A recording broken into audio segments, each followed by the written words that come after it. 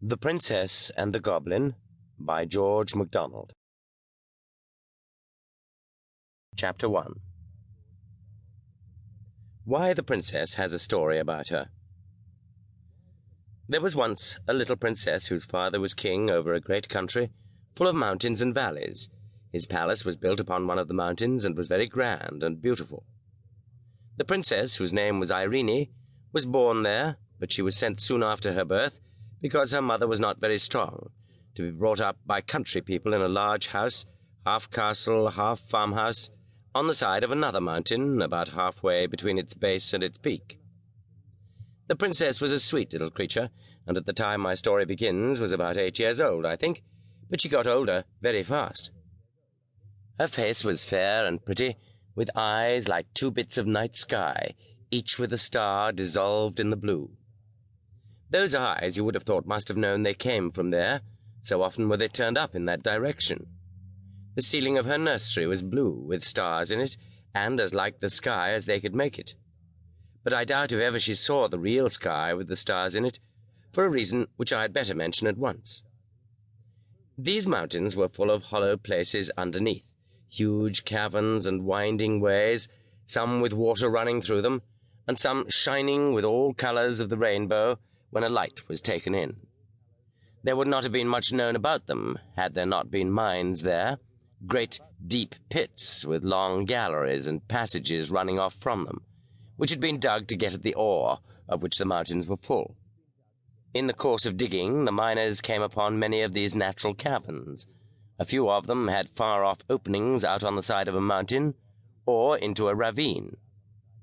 Now, in these subterranean caverns lived a strange race of beings, called by some gnomes, by some kobolds, by some goblins. There was a legend current in the country that at one time they lived above ground and were very like other people, but for some reason or other, concerning which there were different legendary theories, the king had laid what they thought too severe taxes upon them, or had required observances of them they did not like, or had begun to treat them with more severity in some way or other, and impose stricter laws. And the consequence was that they had all disappeared from the face of the country. According to the legend, however, instead of going to some other country, they had all taken refuge in the subterranean caverns, whence they never came out but at night, and then seldom showed themselves in any numbers, and never to many people at once. It was only in the least frequented and most difficult parts of the mountains that they were said to gather even at night in the open air. Those who had caught sight of any of them said that they had greatly altered in the course of generations. And no wonder, seeing they lived away from the sun, in cold and wet and dark places. They were now not ordinarily ugly, but either absolutely hideous or ludicrously grotesque, both in face and form. There was no invention, they said, of the most lawless imagination expressed by pen or pencil that could surpass the extravagance of their appearance. But I suspect those who said so had mistaken some of their animal companions for the goblins themselves, of which more by and by.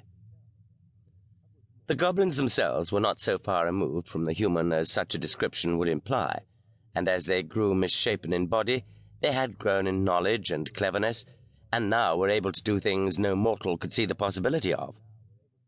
But as they grew in cunning, they grew in mischief, and their great delight was in every way they could think of to annoy the people who lived in the open-air story above them.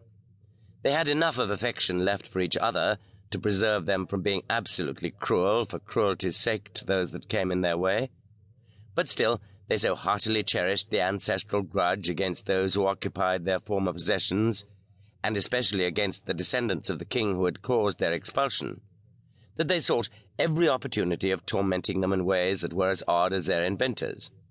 And although dwarfed and misshapen, they had strength equal to their cunning. In the process of time, they had got a king and a government of their own, whose chief business, beyond their own simple affairs, was to devise trouble for their neighbors. It will now be pretty evident why the little princess had never seen the sky at night. They were much too afraid of the goblins to let her out of the house then, even in company with ever so many attendants, and they had good reason, as we shall see by and by.